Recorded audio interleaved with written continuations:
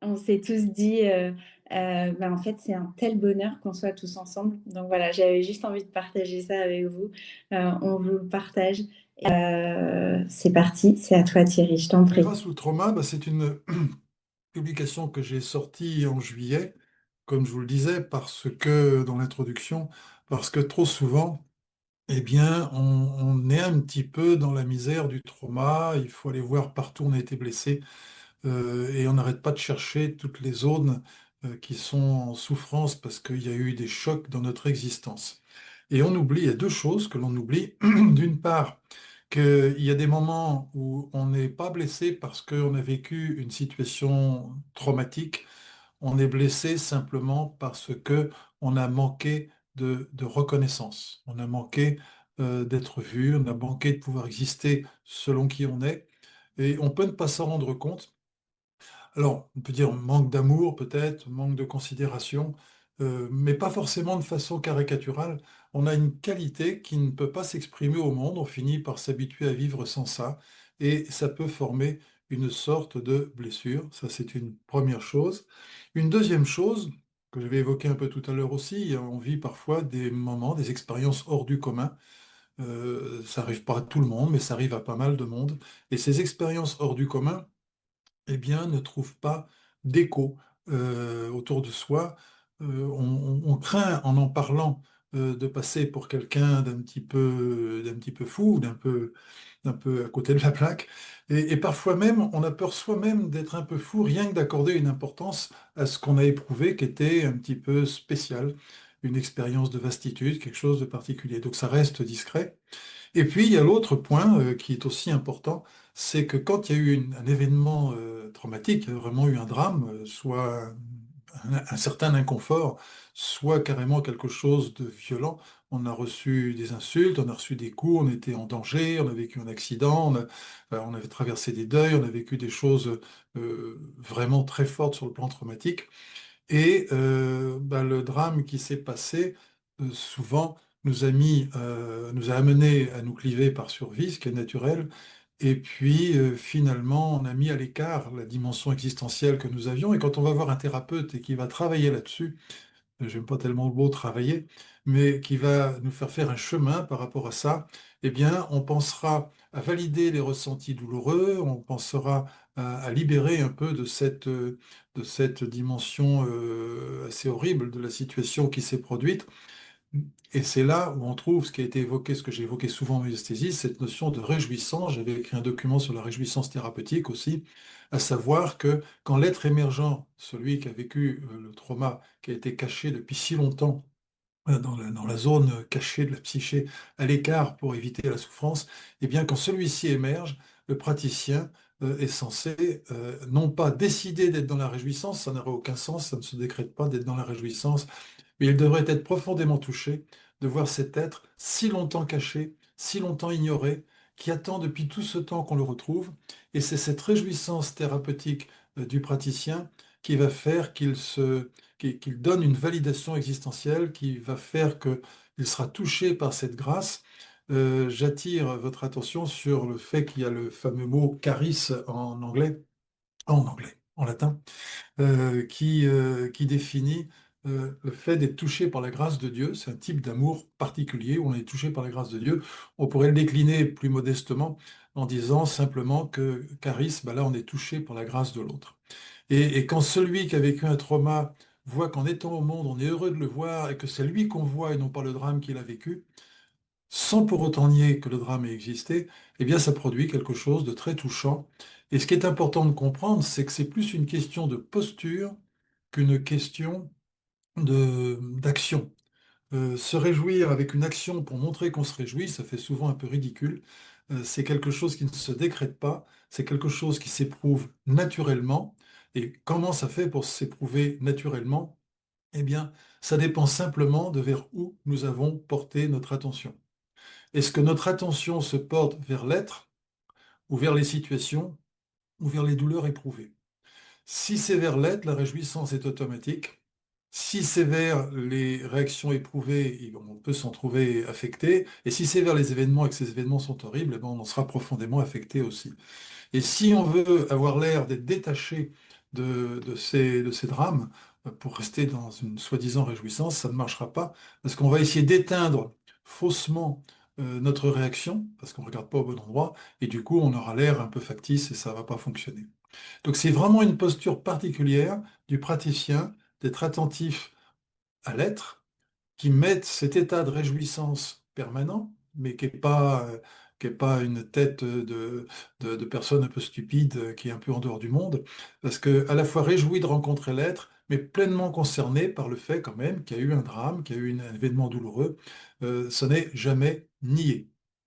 L'idée n'est pas, à travers la sensibilité à cette grâce, de nier qu'il y a dans le monde des événements difficiles, des gens qui traversent des peines majeures, des gens qui sont dévastés. Et les événements peuvent être dramatiques par eux-mêmes et les éprouver catastrophiques. Mais néanmoins, c'est vraiment toujours vers l'être qu'on a notre attention. Et on aura en même temps cette réjouissance de voir l'être et cette reconnaissance quand même, cette validation de l'éprouver dans sa nature et dans sa dimension.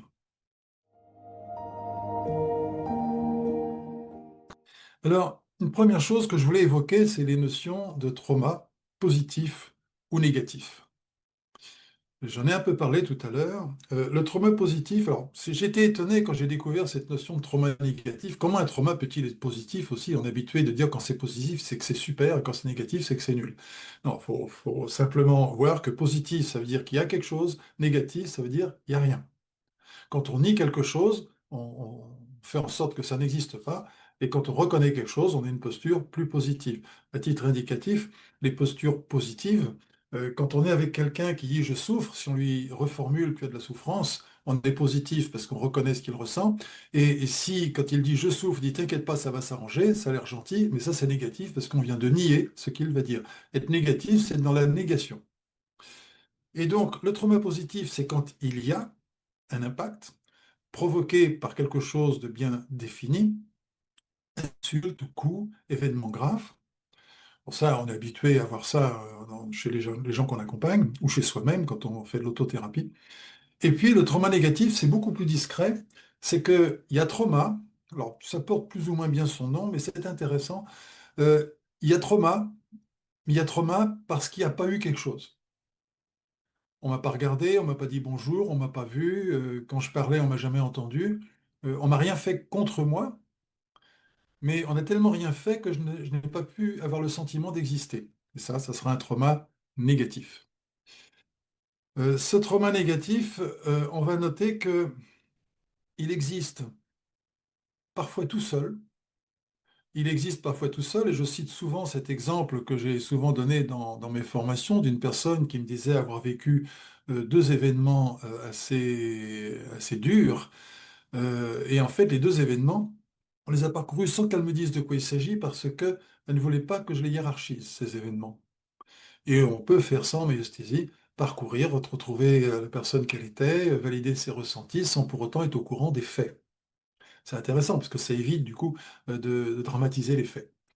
Et on a fait ce chemin dans l'ordre qui lui convenait, et après, cette personne m'a révélé ce qui s'était passé. En fait, elle avait vécu deux choses. Elle avait vécu, d'une part, le manque d'amour de son grand-père, tellement fort que c'en était traumatique pour elle, mais il n'a jamais été méchant avec elle. Et elle avait vécu un abus sexuel de la part de son oncle. Et elle me disait ne pas avoir dit les faits avant parce qu'elle avait peur que je priorise l'abus sexuel de la part de l'oncle, alors que bien qu'il soit quand même douloureux, il était bien moins douloureux pour elle que le manque d'amour de son grand-père. Et bien là, voilà un exemple. L'abus sexuel, c'est un exemple par excellence de trauma positif, avec un événement majeur et même grave, et même répressible devant la loi. Et puis, le manque d'amour du grand-père, qui est beaucoup plus discret, qui n'est pas répressible devant la loi, qu'on pourrait même presque passer sous silence, et qui se révèle être plus grave en termes de ressenti que le trauma positif. Donc, on aura ces deux situations, et c'est important de l'avoir bien en conscience. On peut être meurtri par un manque de considération et pas simplement par un fait dramatique qu'on aurait vécu.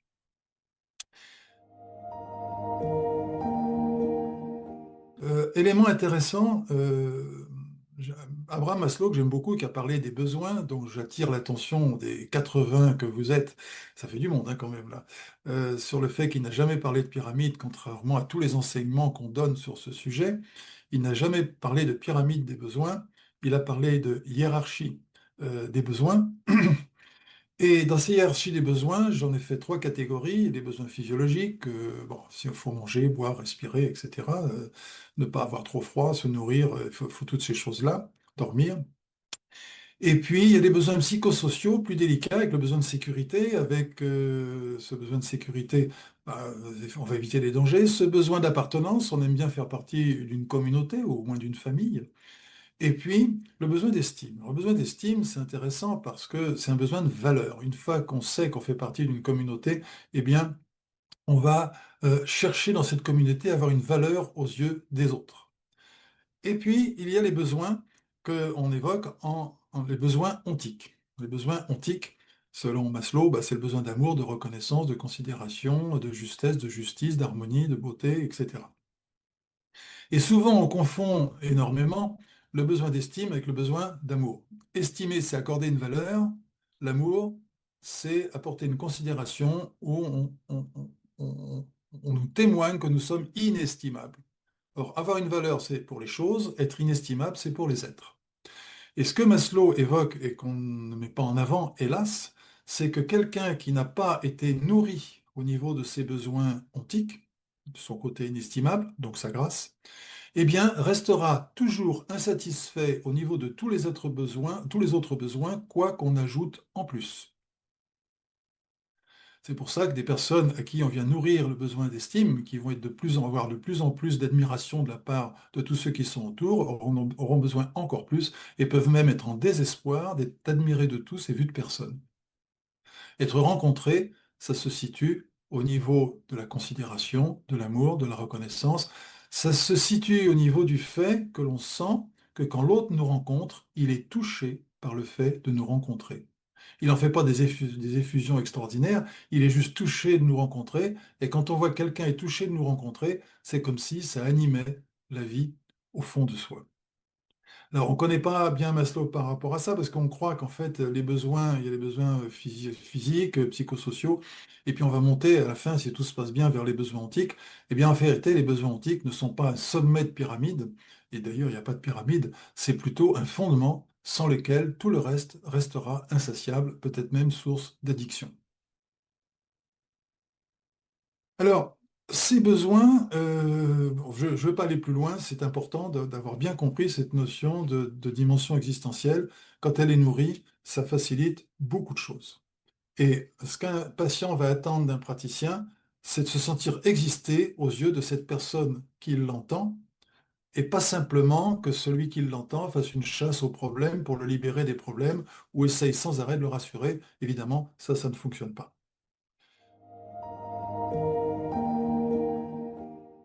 Pour comprendre le mécanisme de ces accompagnements, c'est important d'avoir à l'esprit qu'il y a deux sortes de traces dans la psyché. Il y en a une mémoire, il y a la trace des faits, c'est la mémoire. La mémoire se rappelle des faits et ça va être important pour la survie, enfin pour la vie et pour la survie. Disons que les faits qui sont favorables, bah, on va les rechercher, et les faits qui sont défavorables, voire source de danger, eh bien, on va les éviter. Et la mémoire qui permet une trace des faits va jouer sur le plan de la survie quelque chose d'important, c'est que quand on a rencontré quelque chose qui nous meurtrit, qui nous met en danger, tout ce qui ressemble après va être spontanément évité. Évidemment, le problème de cette mémoire des faits, c'est qu'elle manque un peu d'acuité et qu'elle ne sait pas différencier entre les êtres et les faits, ce qui fait qu'on aura mis de côté celui qu'on était, on aura mis de côté ce qui s'est passé, et tout ce qui ressemble de près ou de loin, on va l'éviter par réaction, qu'on va appeler souvent des symptômes en psychopathologie. Ce sont des symptômes d'évitement irraisonné, parce que même si c'est quelque chose d'anodin, il suffit que ça ressemble un peu pour qu'on ait l'élan de l'éviter, de le mettre à distance, ça provoque en nous une réaction de rejet. Mais il n'y a pas que la trace des faits dans la mémoire, il y a ce que j'aime bien appeler le mémorial, qui est plutôt une trace des êtres. Et la trace des êtres, c'est un enregistrement au cœur de soi, le plus intime, d'une dimension existentielle. Et cette dimension existentielle, c'est celle qu'on a besoin de retrouver. Cette dimension existentielle fait que cette trace de l'être meurtri que nous avons au fond de nous va apparaître spécifiquement et va provoquer autre chose que la mémoire des faits. C'est tellement autre chose que c'est l'inverse. Je vais avoir tendance à aller vers les situations qui me produisent la même sensation que celles que j'aime pas, spécialement pour retrouver celui qui un jour a éprouvé ça. Alors on a deux trucs antagoniques. La mémoire des faits qui me fait une réaction d'évitement, et le mémorial au niveau des êtres qui fait que je vais avoir tendance à y revenir. C'est ce qui fait que quelqu'un qui aura par exemple vécu un trauma, bon, je prends un exemple vraiment, comme je veux dire, tarte à la crème un peu, quelqu'un qui a eu un père très désagréable, eh bien, ou une mère très désagréable, aura tendance à constituer un couple avec quelqu'un qui aura le même type de comportement euh, parfois très désagréable, jusqu'à donc devoir se séparer pour survivre, pour finalement refaire un nouveau couple avec encore quelqu'un qui est pareil, avec une répétition de la violence, de l'alcoolisme, des indélicatesses, etc. Comme si en se remettant dans la même situation, opérait deux choses. D'une part, éprouver comme celui que j'étais afin de le retrouver et lui donner enfin sa place, mais aussi me retrouver en face de quelqu'un qui ressemble terriblement à celui que j'ai rejeté et qui était source de mon tourment, comme pour enfin peut-être mieux le comprendre. Et quand il s'agit d'un parent, donc c'est les racines, eh bien, à défaut de savoir aimer mes racines, aimer quelqu'un qui ressemble à ses racines, c'est un point de départ pour essayer de restaurer ses racines. C'est ce qui fait qu'en thérapie, souvent, quand on était meurtri par quelqu'un et qu'on retrouve ce quelqu'un, on aura souvent le phénomène suivant. La personne qu'on accompagne, on va l'inviter à faire équipe avec celle qu'elle était, qu'elle vient de retrouver, dont on a validé les ressentis. Donc, une fois que celui qu'elle était ou celle qu'elle était a été retrouvé et qu'on a validé ce ressenti, eh bien, se trouve apaisé. Et donc, on forme une équipe entre la personne présente et celle qu'elle était, et ensemble, on regarde celui qui a été cause du tourment, le parent, par exemple, mais c'est pas forcément le parent, ça peut être un prof d'école, ça peut être un voisin, ça peut être un camarade, ça peut être toutes sortes d'interlocuteurs, ça peut être quelque chose de plus vaste aussi, plus social, plus que local, quelqu'un qui aura subi du racisme de la part de plusieurs gens, par exemple, et là, il sera confronté face à ces personnes. On fait une équipe, et cette équipe va regarder ces êtres et reconnaître leurs ressentis en leur disant c'est pas facile pour vous d'être attentif, c'est pas facile pour vous d'avoir de l'amour, ou c'est pas facile pour vous d'accorder de la reconnaissance, c'est plus fort que vous avez vraiment besoin de rejeter, vous sentez un danger. Bah, on va prendre des choses qui auront émergé et qui seront pertinentes dans ce qui a été partagé.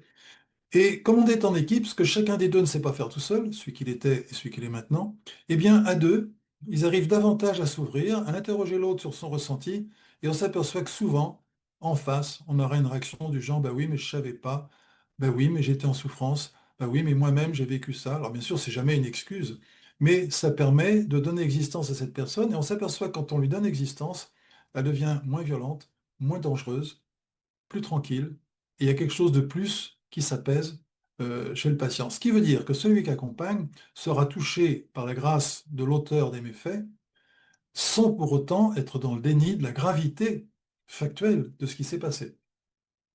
C'est pas une excuse, c'est simplement qu'il y a un être, il y a des faits. L'être reste inestimable, même quand il a été source de tourment.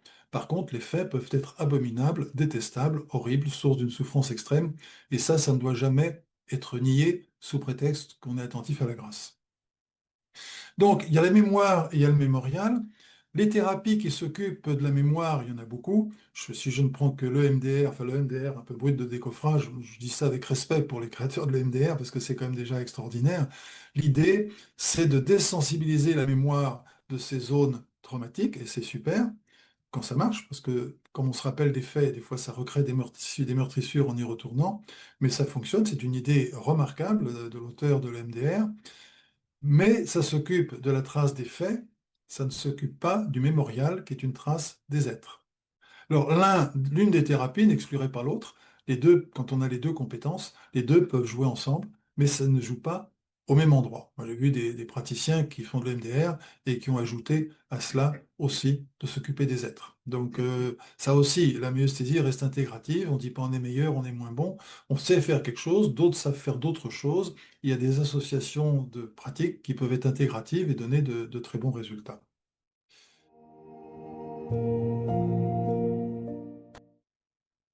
Alors, quand on a un choc, eh bien, on connaît les deux pulsions. Vous avez vu ça quand vous avez fait vos formations, la pulsion de vie, la pulsion de survie. Ça, c'est un truc un peu original en myesthésie, d'avoir repéré que la pulsion de survie, bah, c'est sauf qui peut quand il y a un choc. Pour s'en sortir, eh bien, on va mettre à l'abri. Bah, il y a plusieurs choses. On peut mettre à l'abri ce qu'on a de plus précieux, ce qui fait qu'on a une zone en soi qui n'a jamais souffert, mais dont on est privé. On le met à l'abri pendant la période de tourment.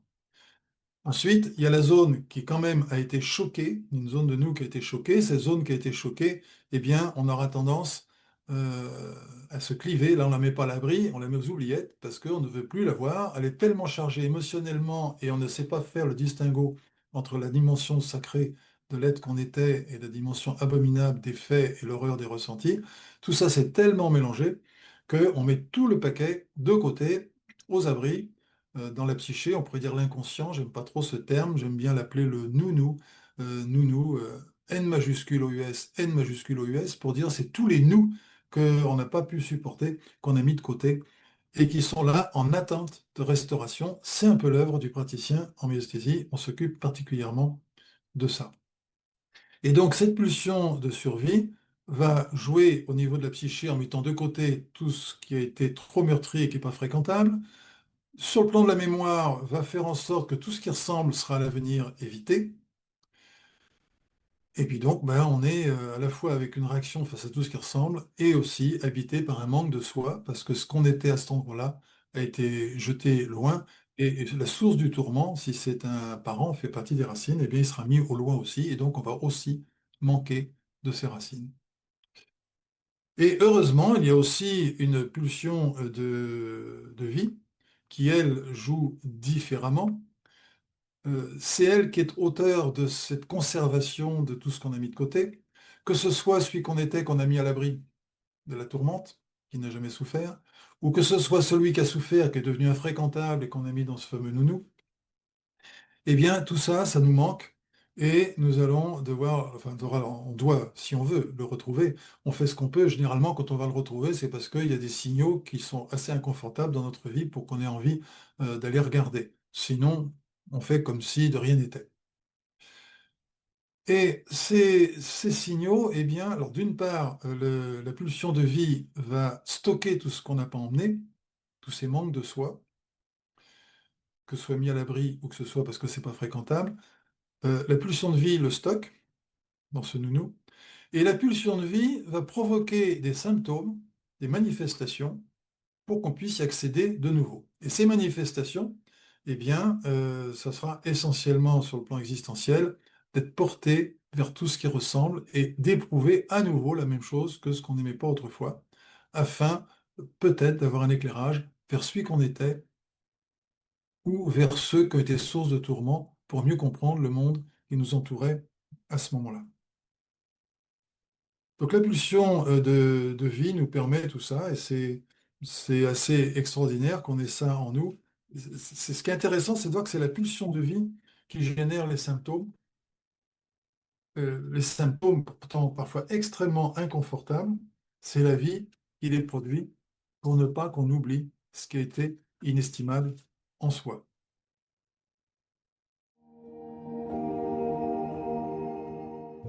Notre fonctionnement naturel, c'est que celui que nous sommes maintenant est constitué de tout ce qu'on a été, de même que celui que je serai demain est constitué de celui que je suis maintenant. On a une sorte d'intégrité de soi. Euh,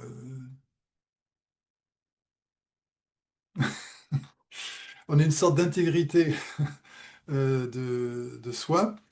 Et quand il y a des chocs, eh bien, on ne peut pas emmener par sécurité. Pour le truc auquel on est plus habitué, euh, quand on prend un choc, on est en souffrance. Et celui que nous sommes en souffrance, si c'est trop fort, au niveau de l'événement d'une part et de la souffrance d'autre part, eh bien, on ne va pas l'emmener avec soi. La survie fait qu'on va le mettre de côté. On le met à l'écart dans la psyché, dans la zone nounou. Et de ce fait, on peut continuer notre existence comme si de rien n'était, euh, sauf que comme si de rien n'était, parce que la pulsion de survie, elle va nous... bon, il y a eu un vide, ça crée un vide, et ce vide, pour survivre, on va devoir le compenser. Des fois, on dit combler, c'est pas juste. S'il était comblé, on serait bien. Non, on va le compenser. Si, par exemple, j'ai eu un choc majeur, et puis j'ai mis de côté ce que j'étais, je sens ce vide, et si ce vide est trop douloureux, il va falloir que je trouve un moyen de le cacher. Alors, le moyen le plus gracieux, c'est d'avoir une addiction au sport, par exemple, et moins gracieux, avoir une addiction à l'alcool, par exemple. Bon, c'est pas, c'est des addictions dans les deux cas, mais c'est pas du tout le même effet. Le sport, en termes d'addiction, peut être nocif aussi, parce qu'on peut abîmer son corps par des excès de performance.